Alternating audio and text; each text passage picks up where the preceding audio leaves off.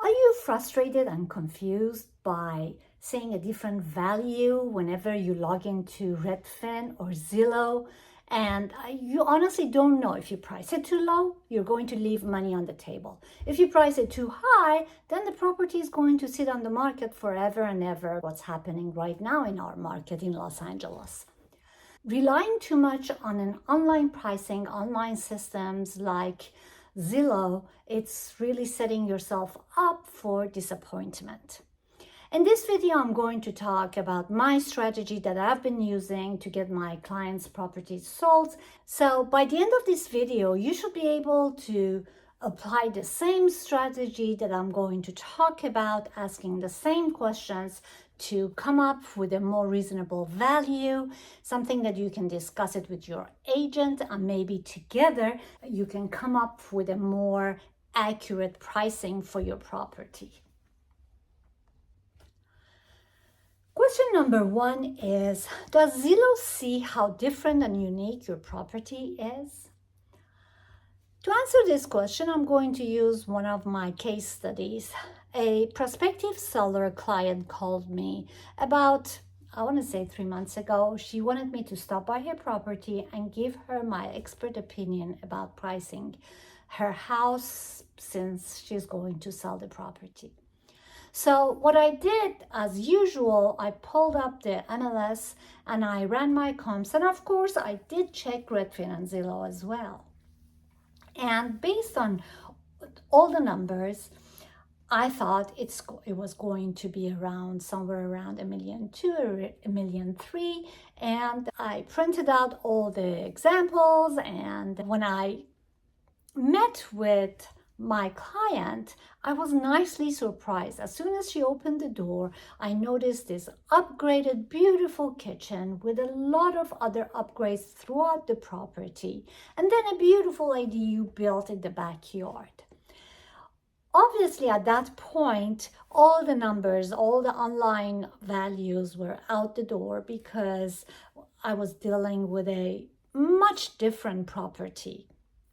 So the answer to my question is obviously not. Zillow does not have no clue about how unique and different your property is. To price a property accurately, you need eyes, you need context, and you have to see it in person to be able to accurately price a property that would be sold reasonably close to its actual price. And a person can consider the current market and give a better opinion about pricing. So estimates at that point based on algorithm are totally out of question. Question number two is, how much properties like mine are actually selling for? That's also a trap. So when people call me and they say, Parnian, there was this house right down our street that was sold for $3 million. So maybe our property can get the same amount of money. And I'm always like, okay, let's slow down and let's take it one step at a time.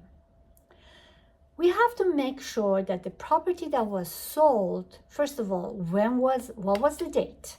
And then what were the specifics about that property?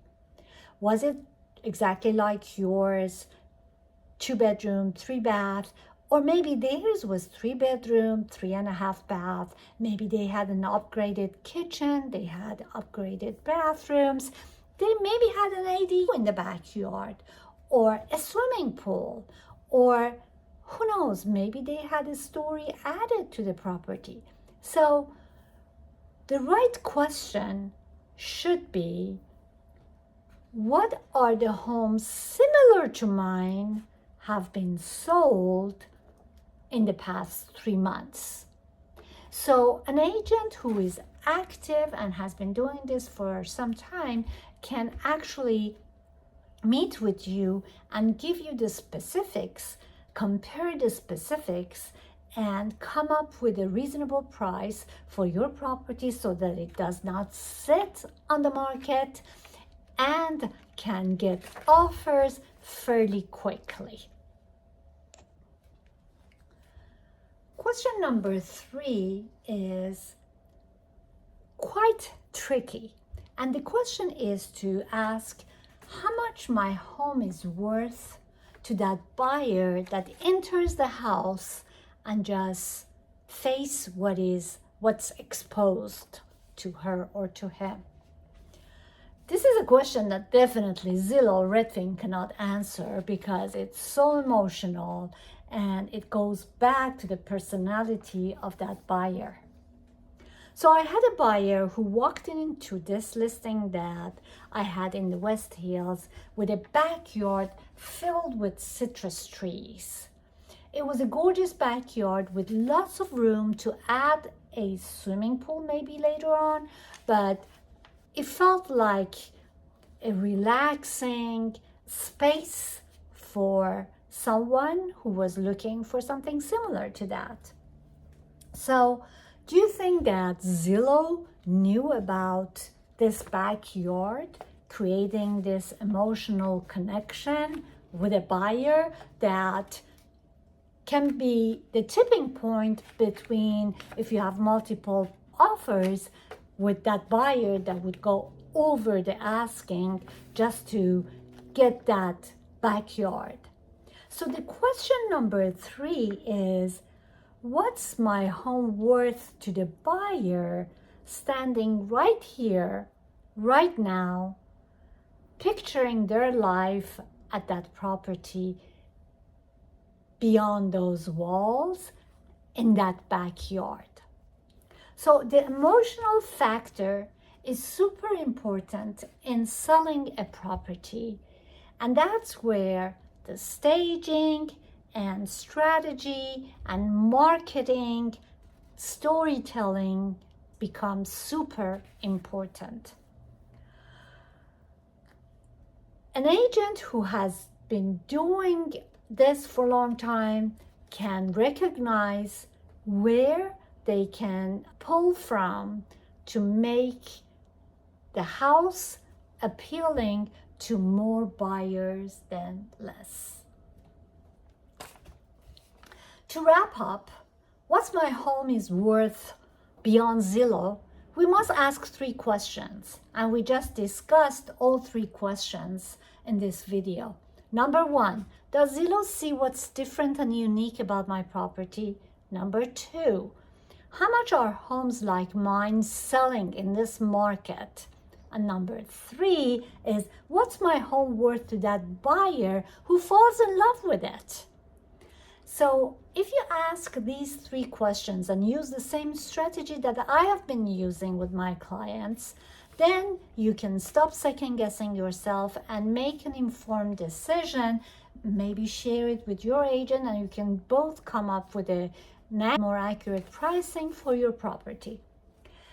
If this video has been helpful and you know of someone who is in the same situation, who is going to sell their property, please feel free to share this with them.